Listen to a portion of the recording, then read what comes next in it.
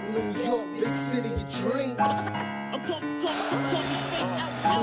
New York, big city of dreams.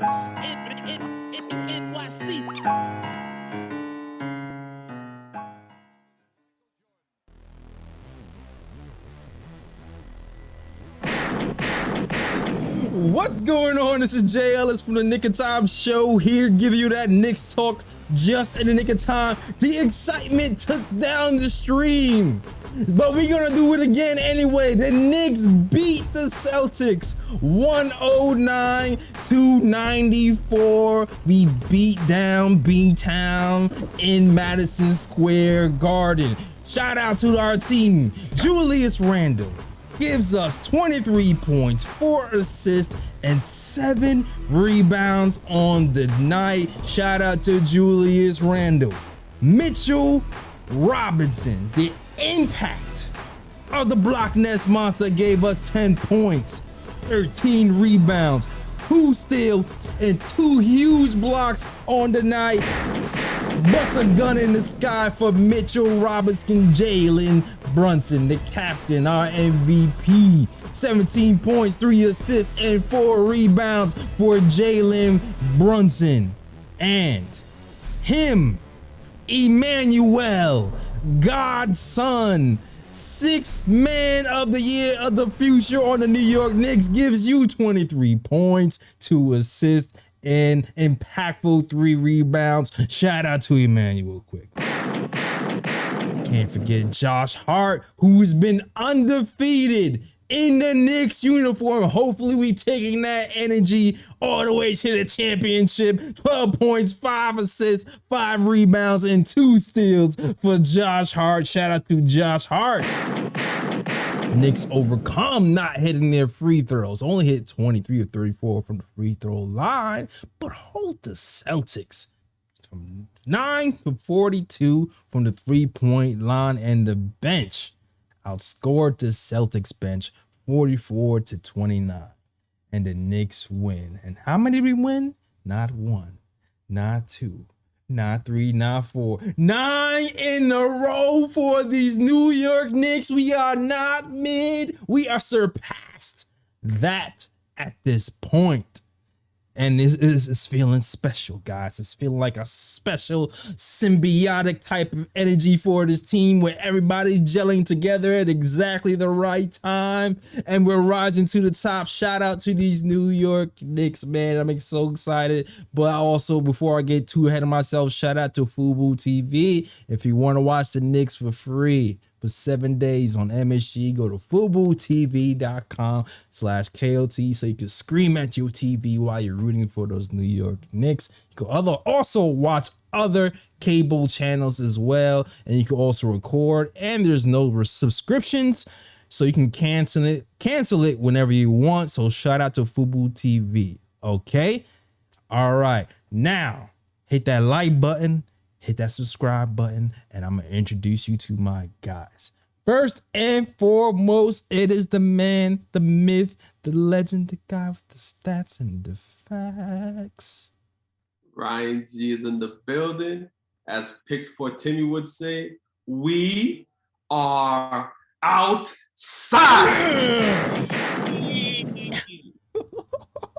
Outside. What? Woo! And you already know this man is the Latin assassin, all right? ESPN contributor, posting and toasting contributor, Deadspin contributor, SNY contributor, my man, Lee Escobedo. Let's go. Y'all know who's outside.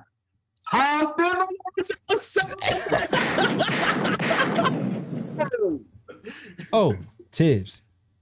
He coached another hell of a game, y'all. Another hell of a game from our man Tibbs. What? Has Tibbs stopped tibbing? I don't know, man. We might have to hang up that whole scenario. That whole saying might have to die.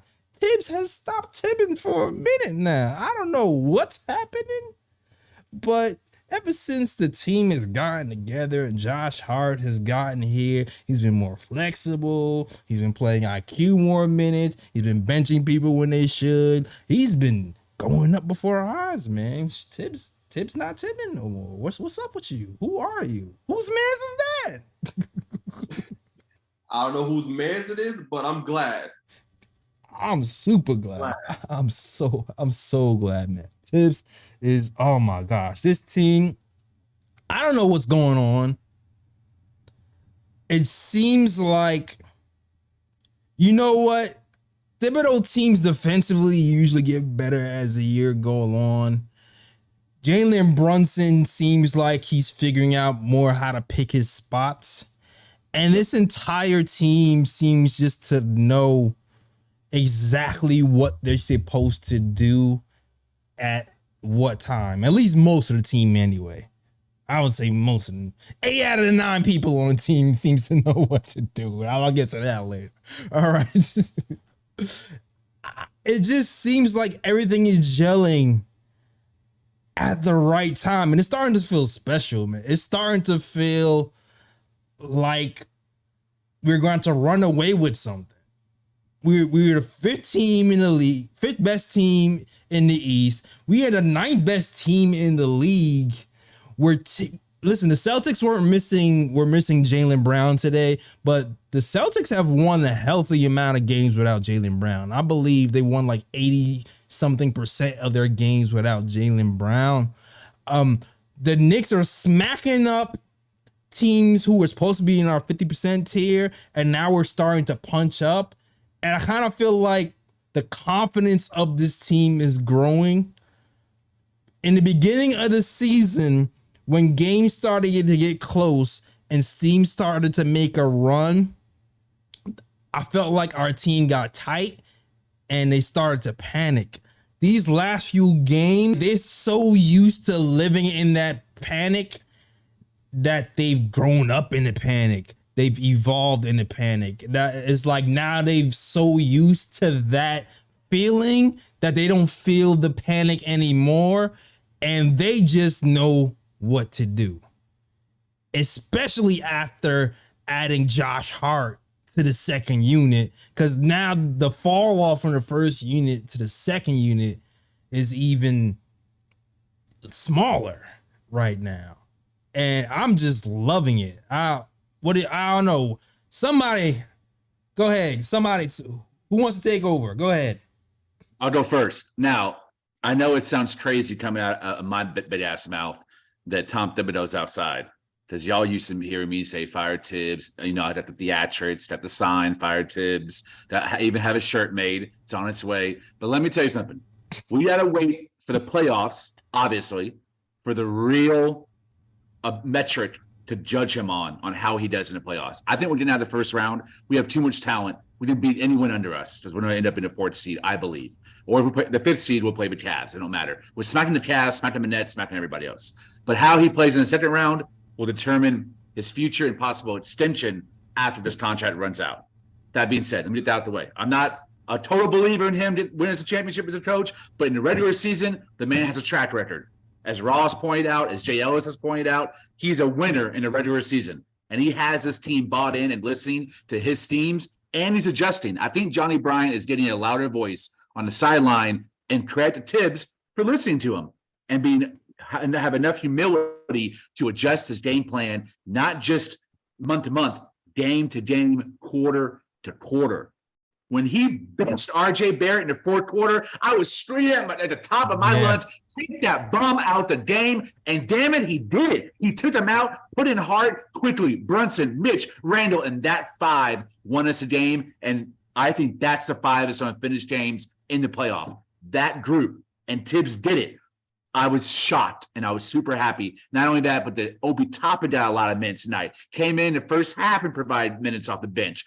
I was like, he's understanding mismatches. Yeah. Boston's a small team. They don't have a bunch of trees at the 5. You can play Obi Toppin and thrive small ball Nessa Hartenstein. And he did it. And Obi had a great game and contributed to runs offensively and defensively. So, all props to Tibbs. I'm not going to be one of these miserable haters, one of these miserable toxic boys that are talking smack on our team when we're winning and talking down moves the front office is doing to try to make us better. I'm for it. I love the iHeart trade. I'll do it all over again. Take the protectors off that pick. Take all the protections off. Give him a second. I love that hard trade. Second best trade of a deadline. That's done. Mic drop. Mic drop right there. Mike, listen, I got some stats. Man, shout out to I just followed this kid. He's a Thibodeau lover, a real lover, but he posted some stats. I forgot your name. I'm sorry. But listen, ever since Josh Hart has joined the team, all right, 100.84 points allowed per game, second in the league. 10.6 made threes allowed per game, first in the league. Outscored opponents by 73 points, first in the league. Since Josh Hart has been added to the Knicks, not just a guy who's going to give you points. I mean, but he's averaged 14.2 points, 61% from the field, and 62% from three since being in the Knicks. But he impacts winning. It's all about the intangibles. It's all about the small plays. And there was a point in the game where the second unit was in the game and you can kind of just chill. You can kind of just relax. You don't have the anxiety building up in your chest thinking, oh man, something's bad is going to happen. Can we make it 3? Because whenever I looked up, Emmanuel Quickly and Josh Hart was getting busy putting this team on their back, saying, you know what, Julius Randle, you know what, Jalen Brunson, we got this. We know what to do with the ball. And they started balancing out this team and fighting back when the Celtics were pushing back on them. I don't know. Go ahead, Ryan. I didn't want to take over too much. Go ahead. Well, I'll say this, since y'all already said a lot. So, okay, so tonight, for example, the Knicks did give up a lot of open threes, I did believe. Especially, throughout the game, the rotations were kind of off, but there were certain times throughout the game where I thought their rotations were perfect on the 3-point line. And I definitely want to see them be more consistent with those rotations on the 3-point line, because there were times when the Knicks sent a double team. And when you double somebody, the ball swings around and then your rotations are usually out of whack. Mm-hmm. There were 2 times that I could point out to where the rotations were on point. Yeah. And I'm like, if they just keep that up, that's going to make the Knicks even harder on defense to score on. Because I think there was one play where the Knicks doubled and the Celtics swung the ball around. And Grant Williams was in the corner for 3. And there was nobody around him, but quickly had enough sense to get off his man and run to Grant Hill and run to Grant Williams in the corner and contest the 3, and he ended up missing. And then there was another play in the game too where the Knicks doubled. Celtics swung the ball around, and I believe I forgot who was open, but Grimes did the same thing. Grimes saw that he was open, left his man, came over and contested the 3, and ended up being a miss as well. And I'm like, if the Knicks can just get that down pat, the defense is going to be crazy. And I liked the impact that Mitch Robinson had on this game. Amen. Because Jason Tatum had a bad game, but I feel like he had a bad game because he had a bad start to the game. Because there was one play where Jason Tatum ran to the basket, it was about to dunk it, and Mitch Robinson rejected him at the rim.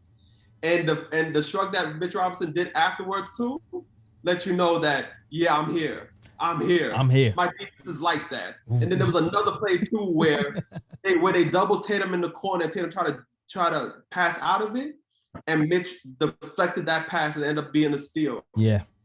And I feel like the Knicks took Tatum out of the game early. Yeah. And that was crucial to the Knicks win tonight, because with Tatum out of the game, there's nobody else that can score in that team with Jaylen Brown being out. And then ultimately, Jason Tatum got frustrated, got a second technical, got thrown out of the game in the 4th. And right then and there, that game was signed, sealed, and delivered. I'm yours, Stevie Wonder. So let's go. Let's go. Get out. Hit the road, Jack. Listen.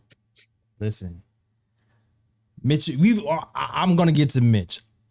We haven't really talked about Quentin Grimes in a minute. Quentin Grimes only had 5 points. But even though we haven't talked about him, I still want to kind of point out how crucial he's been to our defense. A lot of those threes from Tatum were contested. Grimes was guarding him for most of the nights. And for most nights, Grimes is still guarding the toughest assignment on the other end of the floor. And even though he's not giving us big scoring nights, he's still, for most part, shutting down the other team's most talented offensive player. So I want to shout out Quentin Grimes. I got some stats from Quentin Grimes too. Quentin Grimes is in the 99th percentile of defensive matchup difficulty. Only allows 0.68 points per game when guarding dudes on ISOs. Dudes are shooting 27.8% against him on those ISOs, all right? So even though we big up Josh Hart, and for good reason, it's still a reincarnation of John Starks, the spirit of the 90s on this Knicks. We still love that. But Quentin Grimes, even though he's not dropping a bunch of threes, he's still putting in work. He's still playing defense. He played great today, improvising, breaking down the defense, dishing it off today. I still want to give my props to Quentin Grimes for his role on this team. All right. And Mitchell Robinson. We've talked about how dangerous this team is when Mitchell Robinson comes back. It's night and day when Mitchell Robinson is on the court. It's night and day. It's just crazy how much better he is. The guy who's that long, who can play defense on the perimeter and block shots at the rim. And now this season, he's gotten even better at getting defensive rebounds on top of getting extra possessions. Mitchell Robinson is going to make us a force in the playoffs. There was one play he made where I'm looking at Mitch, I'm going, Mitchell Robinson is the only guy on the team who can make a play like this. Pick and roll. Jason Tatum, and I think Robert Williams maybe. Tatum tries to throw this high to the screen lob to Williams for a dunk, and Mitch ends up breaking it up, and they start going for a fast break. And I'm sitting here going, Mitch, this is why I love you. This is why you're so needed for this team, because Hart and Sims did an admirable job playing defense, and this team did an admirable job playing defense, because we held the Celtics to only 15 points in the first quarter, their lowest of the season, and held them to under 100 points. And it's largely because of our 3-point defense. Back to the basics. Mitchell Robinson, Quentin Grimes, and those guys play defense. And I miss you, Mitch Rob. And thank you. Undefeated since he's been back. All right? Shout out to Mitch Rob. Whew. We didn't even talk about Emmanuel quickly. We didn't even talk about him yet. Shoot. But salute to the chat. If you want to call in, I saw somebody say you want to call. Of course you can call in, man. Oh, got 2 callers up, boy. You already know what the deal is. 319-527-6241. That's 319-527-6241 if you want to call in. I'm going to get to these super chats before. Shout out to Echelon, who says a $2 super chat. It says, hey, yo, NYK came through, laced up the Timbs, demo work. Shout out to Echelon. You're right about that, sir. You're right about that. Also, another $2 super chat from Ash. It says, we outside, too hot for the snow and ice. Shout out to Echelon. All right. First caller up. Who do we have? Let us know what your name is, where you from, caller. This is Jason. What up, Jason? Jason. Yeah. My man. Man, Jason. What's going on, Jason? It's funny. I'm like the opposite of a fair weather fan. Because I stopped calling in when the Knicks started winning all the games. He's like, there's nothing to analyze. It's all good here. Yeah. I don't even really got much to say, man. It's just, it's beautiful, man. That's all I can say. It's just, there's a colleague in my job. He's a Celtics fan. And we were talking mad stuff this whole today. And I said, look, Jaylen Brown's not playing. I go, that means that Jason Tatum is going to be guarded by Quentin Grimes or Josh Hart the whole game. Yep. I go, that is not easy to deal with. And clearly he couldn't handle it because he got a technical to get out the game. Facts. Yep. That's a fact. So I don't know. I feel so good about this team. I feel vindicated with a lot of the stuff I said like a couple months ago. Mm-hmm. You know, when they're winning like this, there's not much to say, but just let's go Knicks. Let's go Knicks. That's it. That's it. That's it. That's the call. Let's go Knicks. See, my guy just said the vibes are immaculate. That's all he said. That's basically all He he said. said, we good. That's it. Peace. Oh, man. Next caller up. Who we got next? NBIC. What's going on, NBIC? Yeah. What's going on? Chillin', man. We vibing today. Smoking on that Celtics pack today. Let's go. Let me first start off by saying that I have to give Tibbs his flowers for tonight's game because he actually coached a really good game, and he beat the Boston Celtics again, which is a good thing. I mean, he's a regular season coach. It's all good. Like, I like it. I like this team. I like the way we're panning out. But I also think that Leon Rose is giving him every opportunity to show his worth because, I got to keep you guys. You all Knicks fans, but I got some of you guys are delusional and you jump out the window for too much. So I got to keep you guys sane. Okay. You got to realize. Here's the thing. Ime Udoka is out of his contract now.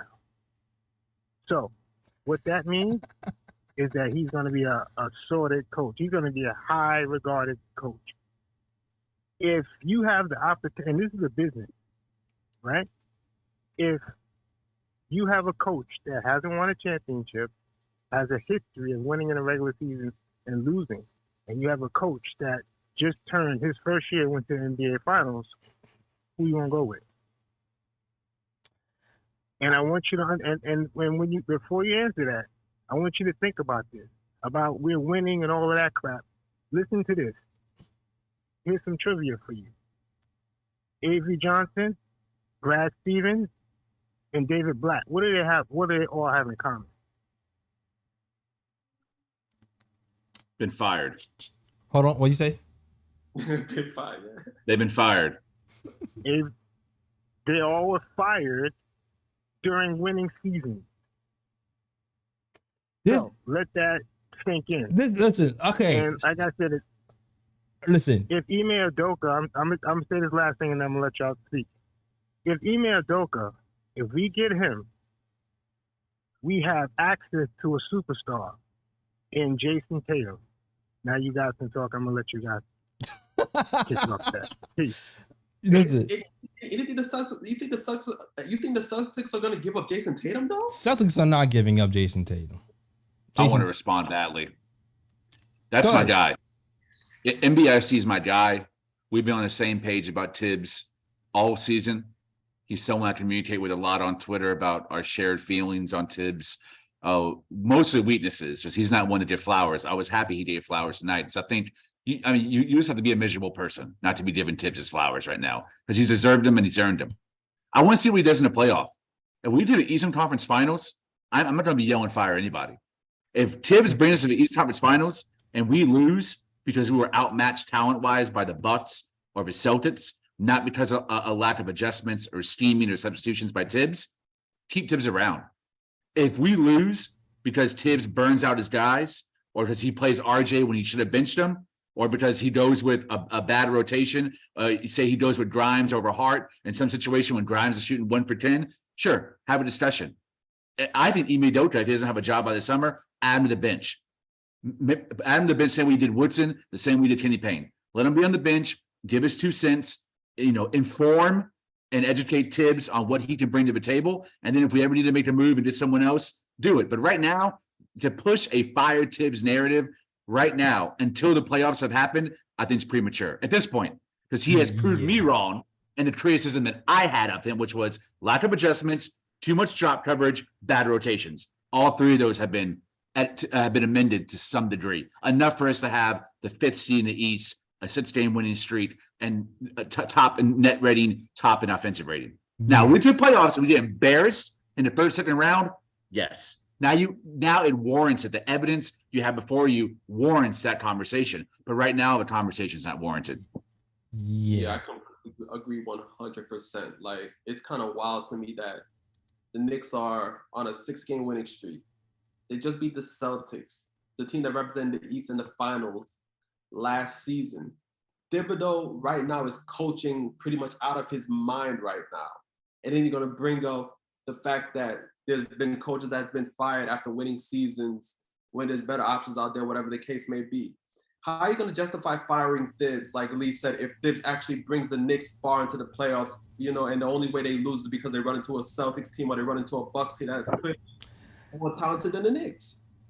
There's going to be no justification to fire Thibs in that case. The only way you can justify it is, like Lee said, if Thibs gets completely embarrassed right in the playoffs. That's the only justification you have. But if he coaches his ass off in the playoffs as well, and the Knicks reaches the second round or the Eastern Conference Finals, and they lose to the Celtics, or they lose to the Bucks, teams that are clearly better than the Knicks, how can you justify firing Thibs? It would not make sense.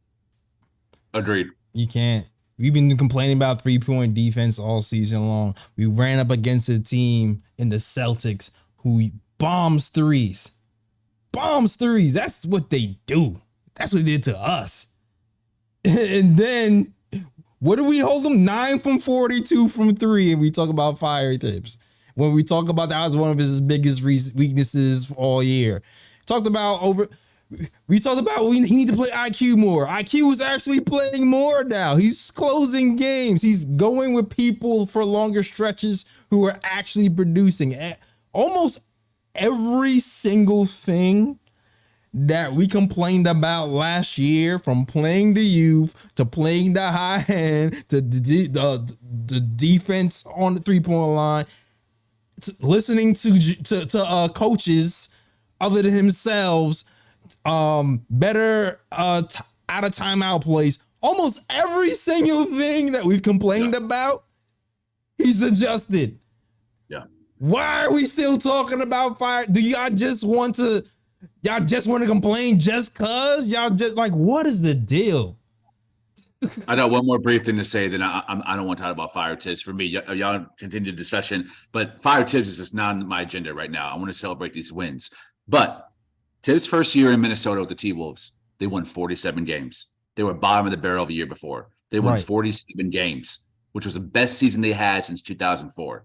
He got smacked in 5 games in the first round against the Warriors.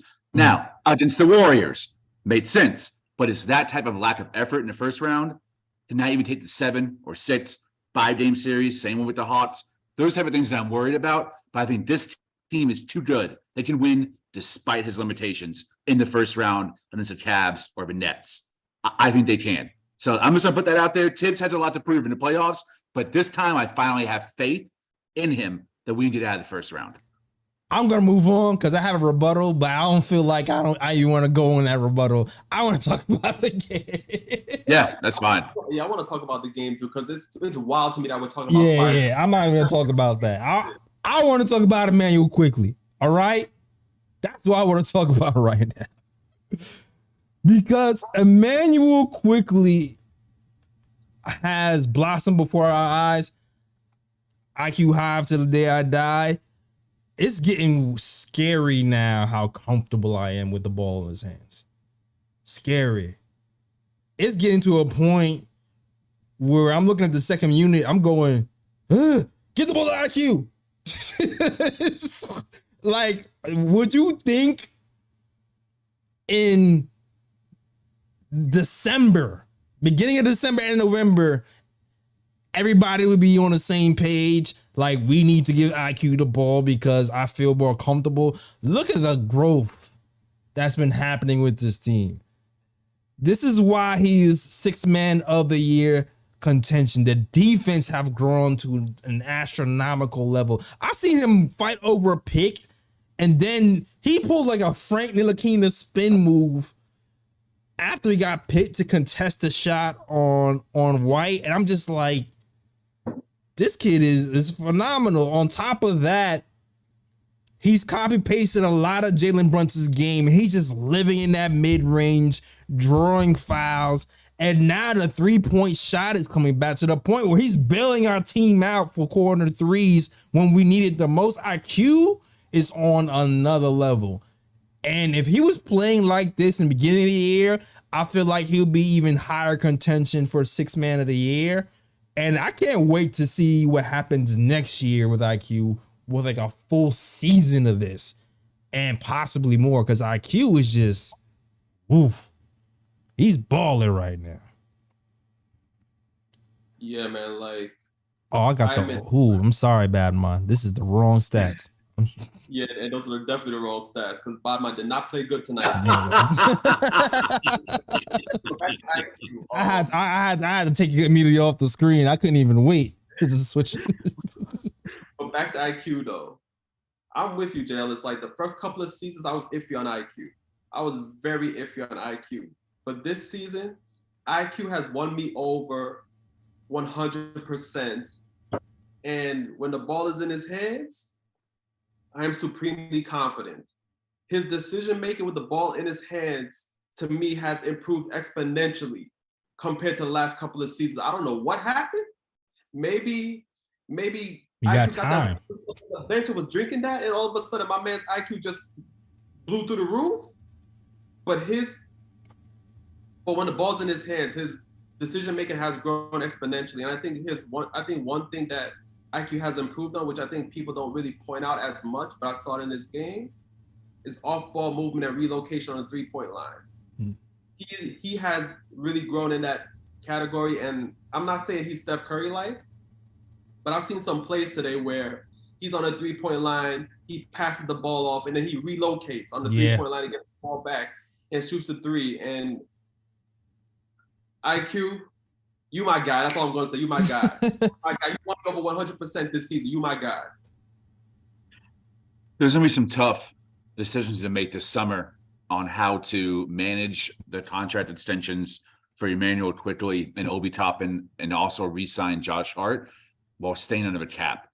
I know that Evan Fournier is an expiring contract, and I have a feeling that Leon Rose is hungry for another trade to really put us over the mountain.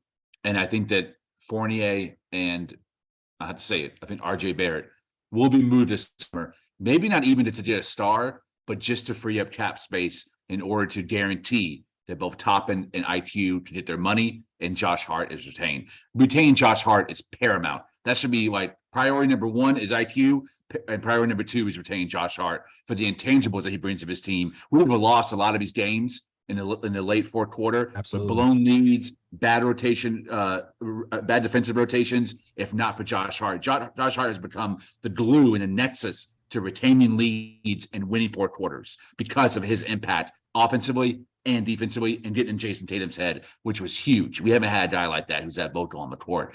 So I think at some point we have to make a decision on how do we manage the salary cap to get around these huge contracts. Well, not huge, but significant contracts we have in order to re-sign our youngsters, keep Josh Hart. And I'm glad that Brock Aller's in that seat. More flowers to Leon Rose for signing guys in very key positions to make those decisions for us and make informed decisions at that. Yeah, it's gonna be tough. I don't think everybody's gonna get paid. I feel like Quickly and Josh Hart will be here. Not sure about Obi unless he's takes a pay cut like Ross says, but I don't know why he would do that. I wouldn't suggest he does that. RJ Barrett, I don't know if I'm not so definitive that he'll be moved or not as of yet. I know he's frustrating. He had some good moments and bad moments tonight. To be honest with you, today, when I was looking at the game, I was looking at IQ and Josh Hart play off of each other and Obi Toppin. It looked like all three of those guys was kind of like a nice synergy going. And they seemed like natural basketball players who play team ball before. And then all of a sudden you're giving the ball to RJ Barrett. And I'm like, bro, pass the ball, bro. Pass the ball. Like, I don't understand how everybody can see on the second unit that driving and kicking is working. and then RJ gets the ball, goes, I'm going to do the opposite. Like, I just don't understand it. I don't understand it. He got it together a little bit later, but then stunk again. But I just don't understand it. But Josh Hart, for sure, we definitely have to keep him. I can see us going over the cap to keep both of these guys, to be honest with you. I can see that happening and still trying to make the decision on other players later. For real. But yeah. The RJ thing definitely concerned me today. I'm not gonna lie. And it showed it in minutes. RJ played 25 minutes today. 25 minutes. Quickly played 30. Josh Hart, 26 minutes. So Barrett's minutes is slowly being cut, and it's apparent that he is an issue there, but it's the right move. It's the right move. Yeah, with RJ tonight, it's the same stuff we've been pretty much complaining about all season. Like last game against the Pelicans, he was actually going into the paint, spraying the ball around, actually looking for passing lanes, passing it to guys open at the three-point line or whatever the case may be. He was actually taking his time and assessing what's around him before he makes a decision. But tonight, it's the same. It's back to the same tunnel vision Barrett. Yeah. And I don't understand, because it's like you had a game like that against the Pelicans where you were good offensively, you were getting other teammates involved, you were actually looking for passes. And then all of a sudden you have a game like this where you just tunnel vision, you just drive into the lane. And you know the Celtics is a good double team. Like if you drive into the lane, they come through with the double teams late and just knock the ball out your hands. And it's like he wasn't even reading that and knowing that, okay, if I'm gonna drive into the lane, Celtics are gonna bring the double team. Let me, try to see if I can, pass the ball out to somebody who might be open on the perimeter, whatever the case may be. So, yeah, RJ Barrett had a bad game tonight, especially offensively. Defensively, I didn't think he was bad. I did see a lot of energy from him on defense, but offensively, he was terrible tonight. Even though he's getting, White was kind of cooking him a little bit. I'm not gonna lie, but that's besides the point. Here's my thing. Julius Randle right now, to unlock Julius Randle, the Knicks have told him to shoot open threes and not hesitate. That's what the Knicks have told him to do. For RJ Barrett, what I'm going to need you to do, RJ Barrett, is the exact opposite. All right? For you to get on track, I need you to go to the paint and pass the ball 4 to 5 times before you take a shot. All right? I don't care if you're right at the rim. Kick it out to Grimes. Throw a lob to Mitch. I don't want to see you shooting the ball in the paint until you pass the ball a few times first. Because we need to fix that tunnel vision thing fast. For real. Because it's killing you right now. Killing you. And you cannot do that against a team like the Celtics that can play good defense, and they bring late double teams where if you're not aware, you're getting stripped. It's cookies. It's cookie. The only one who could do that is Jalen Brunson. Seriously. It's the only one who really, it's a double team? I could just shoot right over you. That's the only one. Everybody else, get where you fit in. Like the amount of times I've seen Jalen Brunson split double teams tonight. Yeah. Yeah, splitting double teams, throwing lobs to Mitch, doing his thing. And we can talk about him a little bit later, but you the only one allowed to do that. RJ Barrett frustrated me today. Listen, we still won the game. Shout out to Tibbs.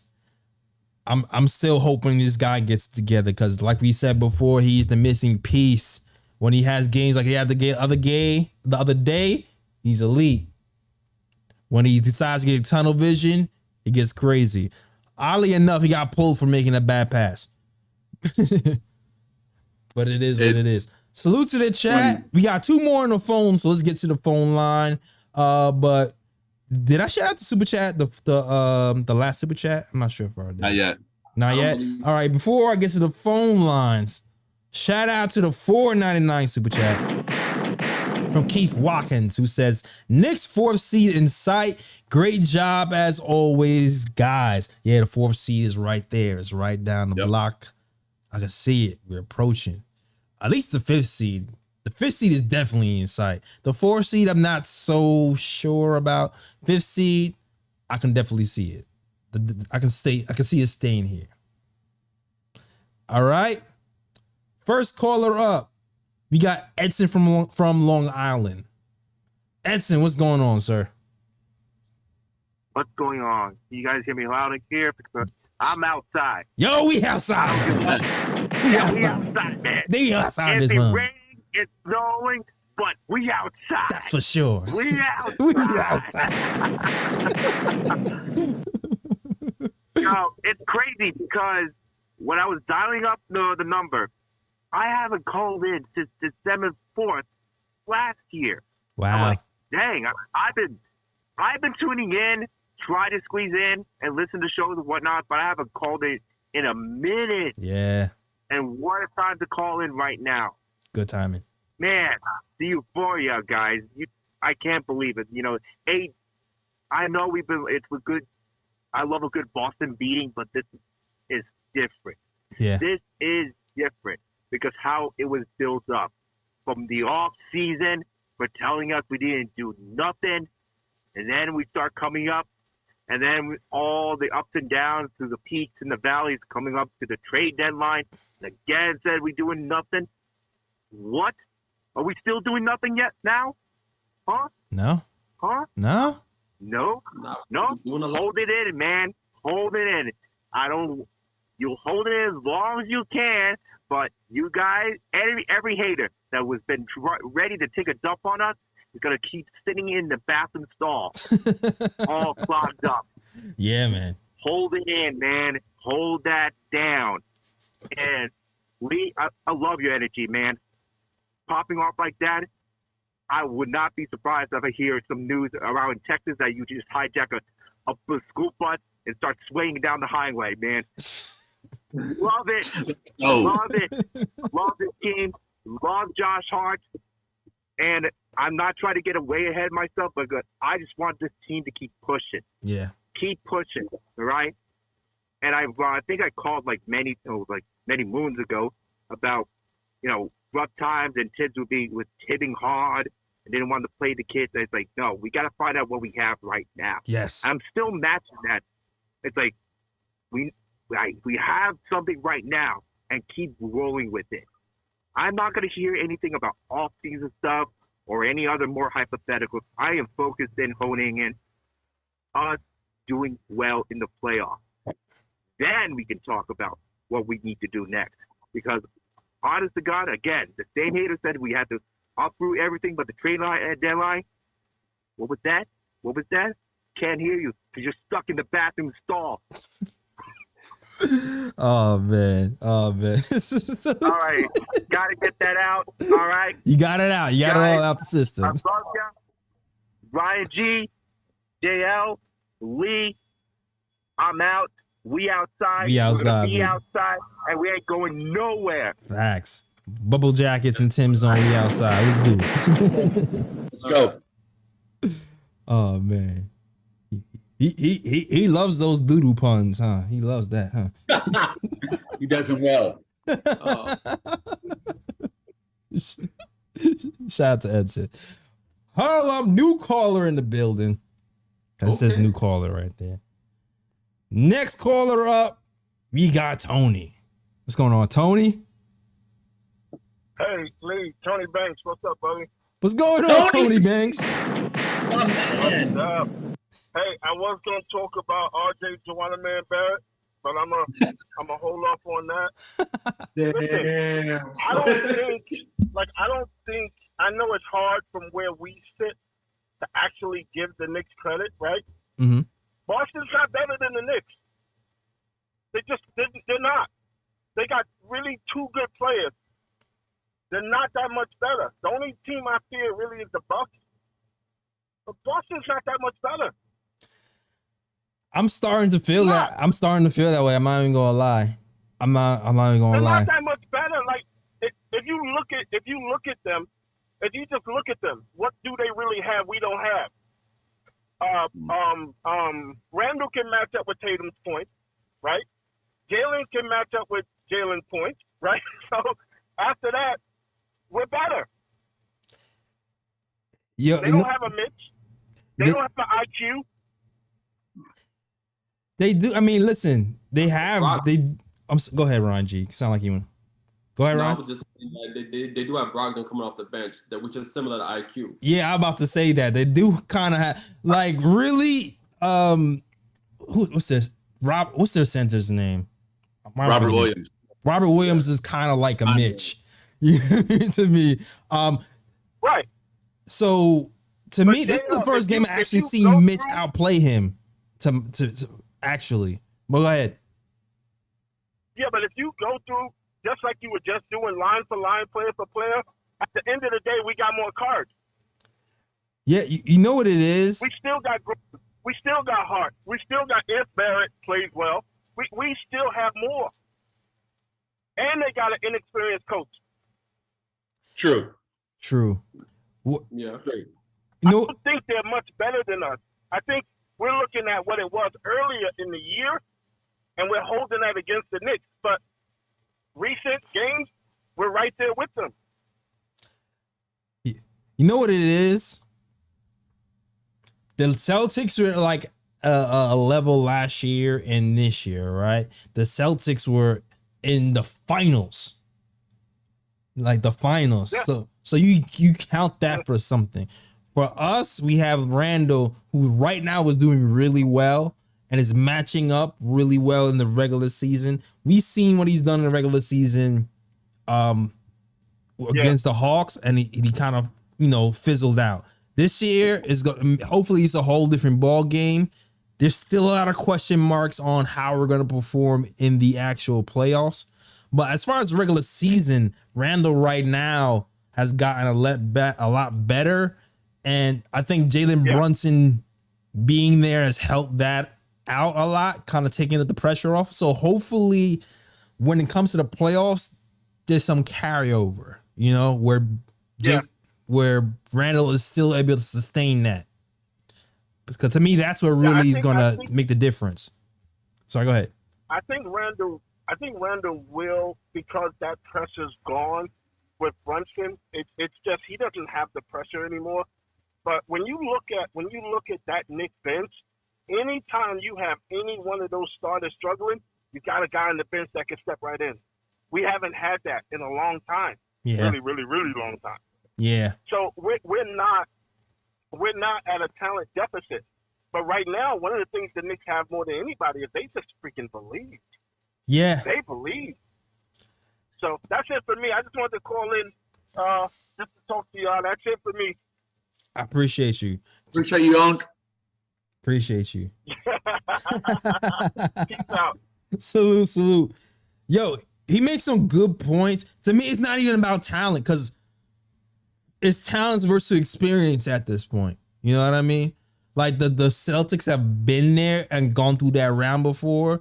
We haven't seen IQ really let loose in the playoffs yet, right? We haven't seen Grimes and those guys, how they're going to react to the playoffs with that type of pressure. So we have the talent. It's just like, what can carry on? Because we still are a young team. The guys who I know is going to show up, I know Brunson's going to show up because Brunson's about that life. I want to see what everybody else does. I agree. And I think if you look at the last couple of years in the playoffs and who's made the finals, we're seeing more parity than we've seen in years, maybe even decades. Like it's a new team from both conference in the finals each year in the last 4 or 5 seasons.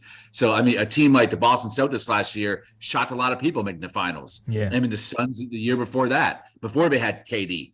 Like, I think we have a type of core that can make the 1999 finals run this year.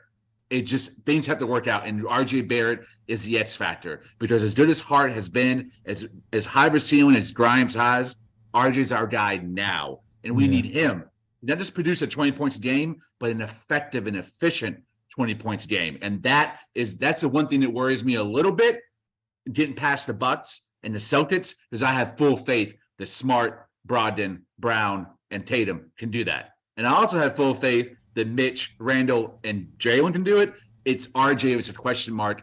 And I worry about his ability to do it and sustain over a 7-game series, even though Tony was right. We got Hart and Grimes, and IQ off the bench. But RJ is a guy that we really need because of his size, strength, usage rate, and on-ball ability. We need him to be able to give us those points and efficiency splits when we're in the playoffs. Yeah, and Lee pretty much took what I was about to say, because I feel like even though the Knicks, beat up on the Celtics tonight, when Jaylen Brown is inserted into that lineup, that's a different Boston Celtics team. And I do think the Boston Celtics still edge the Knicks at the moment from a talent standpoint, and the fact that they have the experience and the Knicks don't really have players on the team with that same experience. That still gives the Celtics an edge over the Knicks. But I feel like Lee, though, it depends on RJ Barrett. RJ Barrett is the X factor. If you can get a consistent performance out of RJ, where he's giving you at least 15 to 20 points a night and is an effective 50, 20 points a night, I think that puts the Knicks in like that upper level to where they can probably match up with a Boston Celtics team. But right now, the Celtics still have that edge over the Knicks when it comes to playoffs. Yeah. You know what's so frustrating? That I think what maximizes the frustrations of RJ, that wouldn't be the case if we were built, or the roster was built a little bit differently, is how his cons and Randall's cons overlap. They're similar in ways to where they can have a really great game and then be horribly inefficient the next. Like they can be super committed on defense and then go a 2-3 game stretch where they're a revolving door on defense and they don't have the same level of commitment. If we had a more stable and sustainable 2 guys or 3 guys, Brunson's the model of stability. So's Mitch. But Randall can be off and on. And when Randall's off, you can't afford any type of miscue from RJ Barrett. It maximizes his errors on defense and his on-ball dominance on offense. His ISO tendencies, his putting his head down and barreling to the rim and getting blocked or stuffed or a turnover.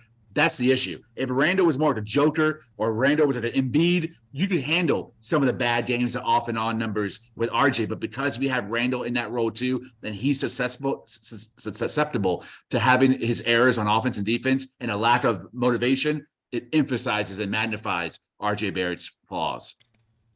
Has Randall been lacking on defense? I feel like I haven't complained about Randall's defense not in 2023. Very long time. Early in the season. Early in the season, there were some moments. Yeah.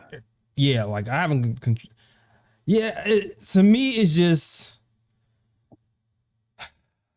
To me, it's all about RJ. To me, it doesn't have anything to do with Randall at this point. To me, it's just RJ just looking in the mirror and going, I need to play better.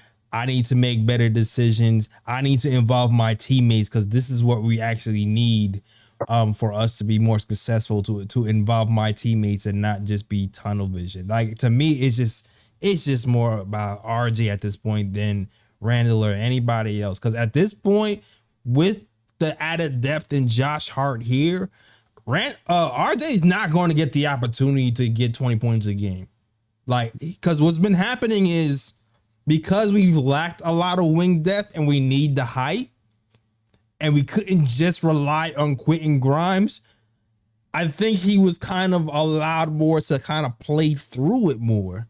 But now that Josh Hart is here, I don't think he's going to be able to play through it as much as they used to, because they're just going to, well, wait, what are you doing now? You throwing the ball away. You throwing the ball into back court. You have the tunnel visual again. There's a bad turn with a bad time. Josh, get in there. Like, that's what's going to happen. That's what it's looked like it's happening. So, like, even a 20 points per game thing, like, let's say this team is together next year, exactly the way it's constructed into next year, I can see RJ Barrett's 20 points per game dipping because the coaches if he stays the same, like if everything exactly stays the same and RJ doesn't progress next year, I can see the coach cutting his minutes for Josh Hart closing more, and he'll be more like 17 points a game. You know that. Yeah. And I want to, I haven't done this in a minute, but I want to answer one of the comments in the comment section. So Rep It Old School says that we're killing RJ, and he said, "Come on, stop the scapegoat and continue to build." Okay, here's the thing. The last caller came on saying that the Knicks are comparable to the Celtics on a talent level. We're talking about what the Knicks need in the playoffs in order for them to get past a Celtics team. If they're able to do so, the way RJ Barrett played tonight, he cannot play like that in the series if the Knicks is expected to even beat a team like the Celtics. So we're being real right now. We like RJ. We're not trying to kill RJ right now. But with the way RJ played tonight, if they go against the Celtics in a 7-game series, they're not beating the Celtics. This is a real family conversation. Yep. Real family conversation. Not trying to throw nobody under the bus. Not trying to, trade him. He's a bum. We're just saying this is what concerns we have. This is what needs to be fixed for us to and this is what's happening before our eyes. RJ Barrett played 25 minutes today. This is what's happening today. All right. So we all here, bottom on all day. We gave him that nickname, but this is what's happening. You got to be real about it. All right. Yep. Yeah. Yo, salute to the chat. We got another caller. Shout out to we have Joseph on the line. Joseph, you still there? This is Jay. Yo, what's going on, Joe? What's going on? First of all, I want to shout out the team. Y'all doing an excellent job. Appreciate you. And what I want to say, I'm happy with what I see, but I do agree RJ Barrett needs more consistency. And Randall, he needs it too, but I feel like Randall is building and building and building. Right. But I know at the same time, when it comes to playoffs, sometimes the guys you least expect, they step up because playoffs becomes a whole different jungle. Yeah. So I'm just saying, the team is looking good. This is what Knicks fans been waiting for forever and a day. And I'm just going to say, let's go New York. Go New York. Oh. Short and sweet. Salute to you, Joe. Thanks for calling in. All right. Yo, salute to the chat, man. Everybody in chat. Shout out to Alexander, Cody, El Marshall, Lee's Pops. Shout out to Keith Watkins, Bill Willis. Shout out to Vibe Shop, Gamer Channel. Everybody, El Marshall, everybody rock with the show. If you like the show so far, the like and subscribe button. Shout out to Picks for Timmy, who started the We Outside chant. Now it's taking all over KOT Nation. It's become our official model for the 2022-2023 season. Shout out to you, Picks for Timmy. Man, he talked about a lot. Only thing I really wanted to talk about is, have you noticed a change in Jalen Brunson's approach after All-Star break? Yes. Hell yes. Very different. Very different. I made a comment about Kyrie Irving, and salute to Tony Banks, who sends a $10 to the chat. It says, love the show. Appreciate you, Unc, as Lee likes to call you. That's my Unc, man. That's my main man. Yeah, man. Shout out to you, man. Thanks for bringing Unc over to the channel, man. He's a cool dude. So like I was saying, Nets versus Knicks, when Kyrie Irving was still on the Knicks, I kind of made a comment about how Kyrie Irving paces the game, and I wanted Brunson to kind of do something similar. Kyrie Irving can get a shot off whenever the hell he wants to, and he knew that. For 3 quarters, Knicks versus Nets, he just dished the ball out. Fourth quarter, he was like, oh, it's Kyrie time. Give me the ball. Got the buckets. Gave him the buckets in the clutch moment. It didn't happen exactly like that today, but kind of similar, where the Knicks were going, Brunson was concentrating on just getting Randall the ball and everybody else the ball for the first quarter until the Knicks got into a little bit of scoring trouble. And in my mind, I'm like, oh shoot. This is when I wanted to hit like that break open glass for Brunson. Like, okay, Brunson, now you take over. You get the buckets, you score. That's the point in the game where he started to take over and score. And I think that's when we need to take more advantage of his isolation prowess. Not as the first option necessarily, but when the Knicks have these rough patches, when we have trouble scoring, that's when I'm like, you know what? We having trouble scoring, take over a little bit, loosen up the defense, and then get back to business as usual, passing the ball. I think he did a good job doing that. And I feel like he hasn't been scoring that well as efficiently after the All-Star break, but I do appreciate his approach to the game after the All-Star break. Jalen Brunson today. Yeah. 4-12. Not 4-12, 103, 17 points. 9 of 12 from the free throw line. But shout out to Jalen Brunson. Hopefully we can carry this over to the next game. And I think that's going to be the way Jalen Brunson just plays from here on out. All right. All right, yo. You guys have any last words? Do you want to mention anything? Y'all laughed at me when I said 50 burger, but let me tell you, I'm frying up a grill, man. I got one for both of y'all.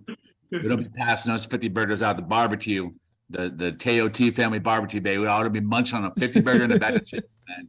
BYOB. And you know, bring your own burger. Hey, Ellis, you told me I was overrating this roster, bro. You told me I was overrating these kids. Listen. Nah, man.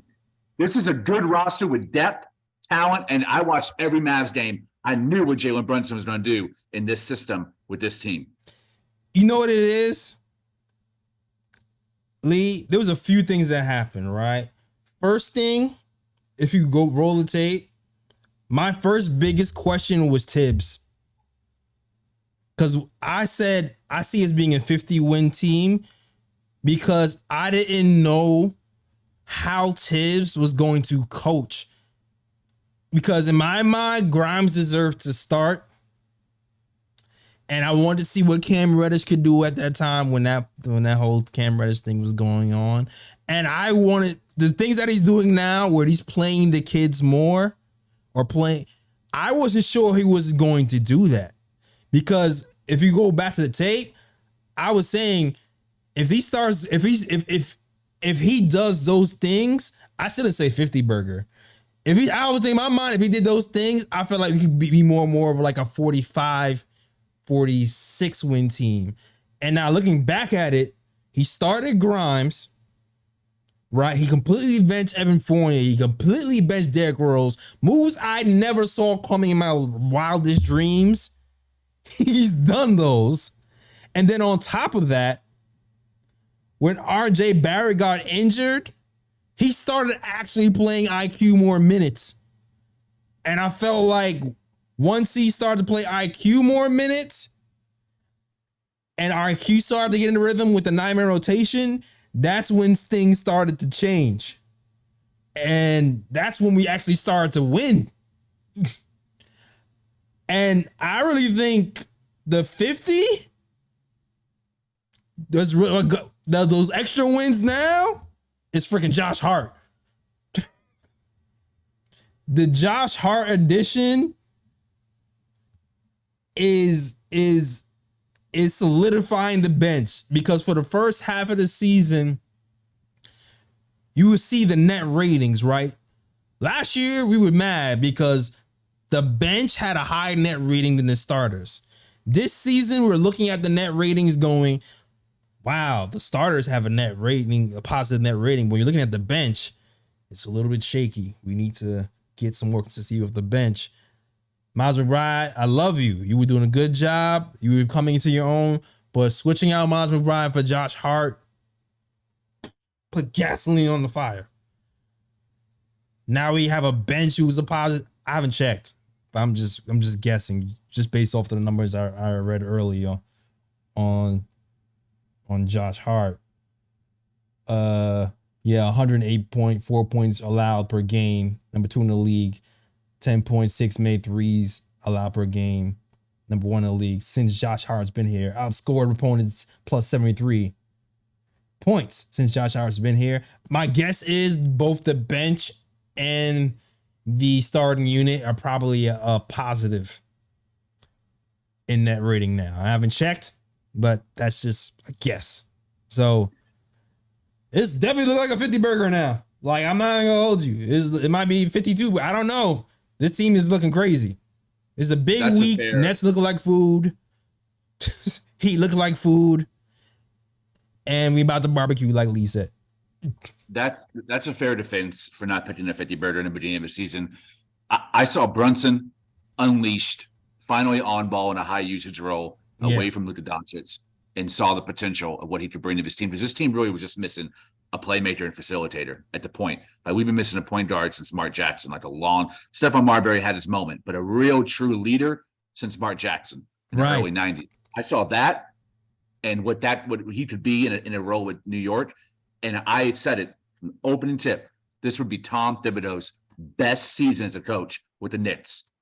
I thought that he could utilize this roster because Leon Rose took away his toys. He got rid of Noel, got rid of Alec Burks, most importantly, and he was forced with it. The only veterans on the roster at that point were Fournier and Derrick Rose. And I didn't think those two would eat at the majority of minutes with IQ in his third season, Grimes in his second season, RJ in his fourth season. I was like, the kids will play at this point. A healthy Mitch, a renewed Randall, 50 burger. And what's happened? Tom Thibodeau has his best coach as a New York Knick in his New York Knick tenure. That's happened. He's making adjustments. The rotations are crisp. He's benching guys when they need to be benched. And I love the out of bounds plays, the out of timeout plays, the end of a game rotations and substitutions have all been crisp and smart. He has not gotten out coached in a real long time. I can't remember the last game. Maybe the Dallas game is the last game he got out coached. Like, genuinely outmaneuvered in a chess match. So, hey, man, hats off. The Tibbs, we outside, baby. We outside. We outside. We outside, man. He's going on dates. I hope he's getting a massage. Whatever that man needs. 480. He's earned it. Yo, man. You know what it is, too? It was Randall, too. Randall and RJ. I had question marks about those two. Because like you said, Jalen Brunson, mid-range assassin. Gets into the paint. Lives in the paint. With guys with Randall and RJ who also love to live in the paint and can't shoot threes, I was wondering. I was like, Randall and RJ, one of those guys have to start to shoot threes for this to work because the paint's going to be clogged. Then you look up and Randall is launching 8 threes a game. So it's like, I mean, you got to give credit to this coaching staff for knowing what we had and game planning for this. Knowing what the situation was, knowing Brunson needed room, and knowing Randall had to not hesitate for this to work. And it's working right now, man. It's looking like a 50 burger. It is. All facts. Yeah, man. Salute to the chat. Alexander said he has the pause button. What did I say? Do we say something crazy? Gotta watch the tape back. I don't recall. Oh, man. But salute to the chat, man. That is our show. Only thing I really have to say, hold on. Bruh picks. Bruh pick for the day. These damn refs, bro. I cannot. This has to be the worst referee season in the NBA since like the Tim Donaghy years. I just know the refs are on FanDuel. They have to be on FanDuel. Because how in the world does Jalen Brunson get hacked multiple times, right, before the actual shooting foul, then get hacked on the shooting foul, make an and one, and then they call a technical foul on Jalen Brunson? Bruh. Whose man is that? Between that, and it's getting so bad that the refs are trying to cover up their tracks in the 2-minute report now. They used to at least admit they're wrong in the 2-minute report, but now they even go into 2-minute reports and going, that wasn't a foul on RJ Barrett on his shoulder because it didn't affect the speed and the whatever the BS language they use to justify their BS. I'm on. Can we just fire all the refs before the playoffs? Because I can already see what's coming in the playoffs. We just need to get everybody from Foot Locker and just have them ref the playoffs. Because I'm too done. Yeah, it was kind of wild because Marcus Smart did hack him twice, and then on top of that, like Marcus Smart is the reason why Jalen Brunson was falling back to begin with because he bumped Jalen Brunson, and so Brunson had no choice but to fall back and shoot it. Right. And it's like as he's falling back, his foot just happens to be in the air and makes contact with Marcus Smart. Like there was no intention behind it, but yeah, they want to call a technical foul on Jalen Brunson. I mean, yeah, that's definitely a bro pick. But I do have another bro pick though. Go ahead. Well, this has nothing to do with the NBA. This is college basketball. So there was a game over the weekend.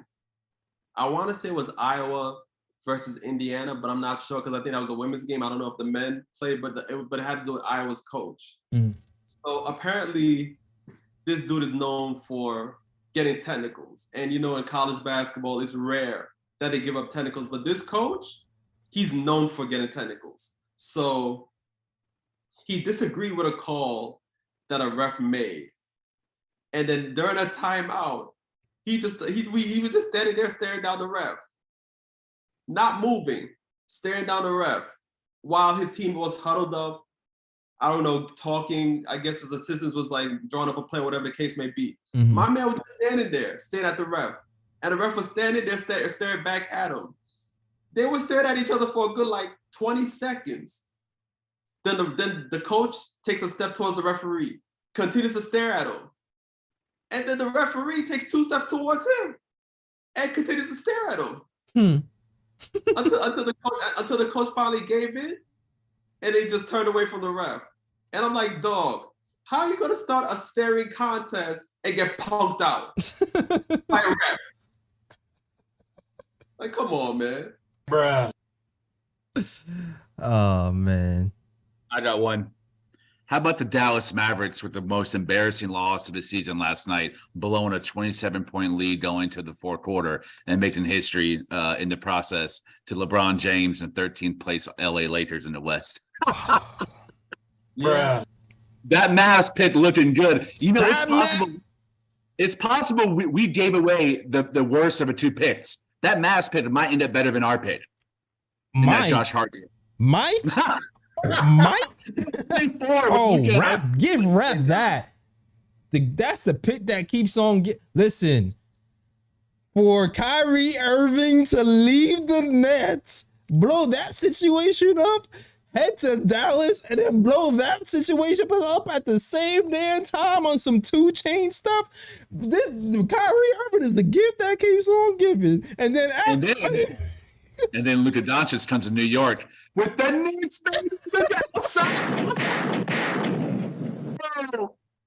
Yo, crazy.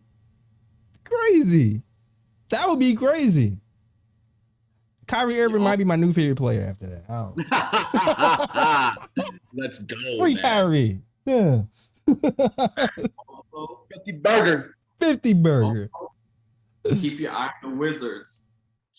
on the Wizards. Because the Wizards are playing better now. If they make the playoffs, that's another pick right there for the Knicks. If they make the playoffs. So Wizards make so you're telling me the Knicks can go to the second round, have 2 picks, a winning team, have 2 all-stars who are underpaid, and are you telling me that all this can happen this season? 2 picks, 2 all-stars underpaid with developing youth talent and a 50 burger in 2023? Is that what y'all got to tell me? We outside, baby. Yes, sir. Wow. Wow. Mic drop. Who'd have thought? Who'd have thought? It was doom and gloom in November. Man, who would have thought? Who was the only one saying 50 burger at the beginning of the season? Let's go! Lee, come on, Lee. You were saying fire tips in November, all right? I might be saying it in June. I hope not. I really hope not. I know everyone's saying it. I feel you. It feels good, man. Yeah, shout out to Worldwide West, Timmy. Shout out to Worldwide West. Everywhere we go, we leave a worldwide mess. Oh man, this is a good place. This is a good place to end it, man. This is a good place to end it.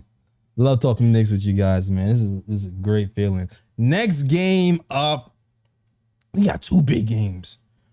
We got the Nets on Wednesday and the Heat on Friday. And I can see us really beating both of these teams and really solidifying that fifth place. This is a big week for us, and I'm feeling more confident than ever that we're gonna come out this week on top. Yep. Facts. That's a fact. God willing, everybody healthy, because IQ scared us for a second. We'll come out on top. God willing, and the creek don't rise. Facts. But yo, this is a good time there. Please hit that like or that like button and subscribe to the channel if you're feeling the content. Lee, let them know where they can find you, sir. On Twitter @_Lee Escobedo. I've been churning out a story a day, man, for the various publications I'm writing for. I've been on fire lately, man. I mean, hey, it helps. The Knicks are winning. The vibes are immaculate. Like, hey, man, let's make some side money. You know what I'm saying? The hustle's on. Get that paper. It's good to chronicle the good times and the bad. So I've been in my bad lately. I've been posting all my stuff on Twitter. You can find me on there.